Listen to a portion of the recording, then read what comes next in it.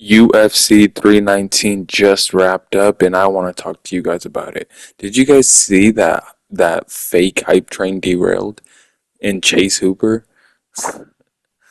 Honestly, that was really satisfying for me because my coworker really hypes him up a lot for no reason.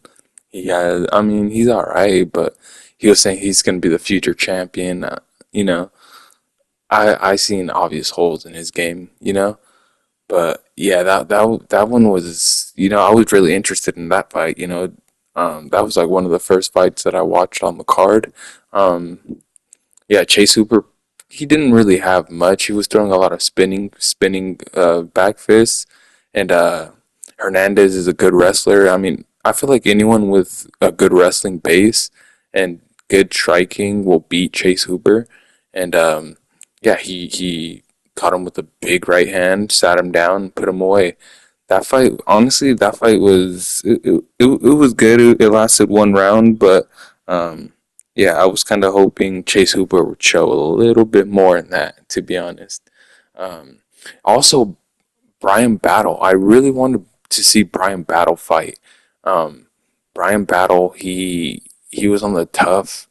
I forget what season it was, but he had won his tough season, and it was actually a pretty good season.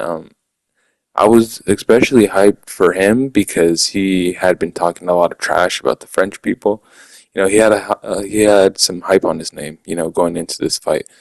But he missed weight by 5 pounds, which is pretty fucking crazy when you think about it. Because he was a welterweight and he had went up to middleweight, and he still missed weight.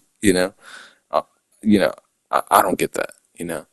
Um, MVP though. MVP looked sharp as hell. Honestly, it makes me look at Ian Gary in a different light. It makes me respect Ian Gary a lot more because MVP is a tricky guy. He took out Shara Bullet. He took his O, um, and he made Cannonier look like a fool.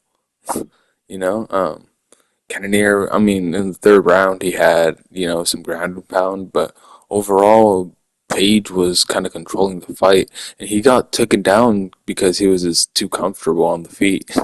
He just was throwing dumb things, and then he got taken down. But MVP's he's legit as hell. I'm excited to see his next fight.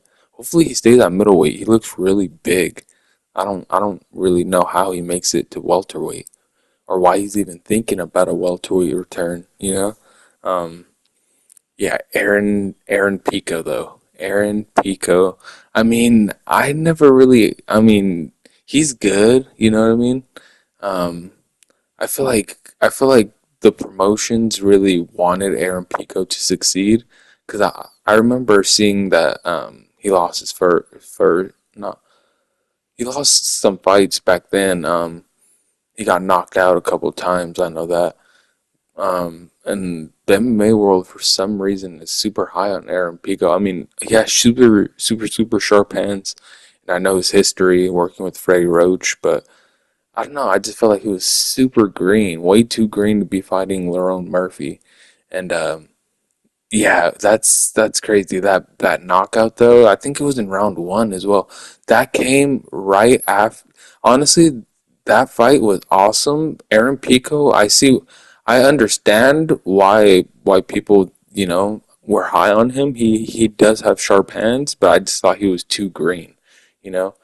And that spinning elbow was coming right after Carlos Pratis's spinning elbow, which honestly I thought was better because it was like a double elbow. He threw an elbow and then he threw another spinning elbow on Jeff Neal. That fight, honestly, that fight was I think that fight was probably the fight of the night. You know, that fight was sick. Carlos Pratis, I was super high on him, and then again Ian Gary, which Ian Gary is a monster, right? But Ian Gary beat Carlos Prates, kind of slowed the hype train down a little bit. He comes out and just starches Jeff Neal. They had a back and forth, a good back and forth, but in the end, round two, he finishes him in style, finishes Jeff Neal in style.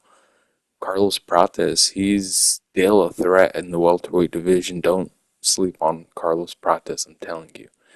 And then obviously the main event. Hamza just made it look way too easy. I feel like that fight, he was just trying to make a statement, like trying to just completely just 5-0 him.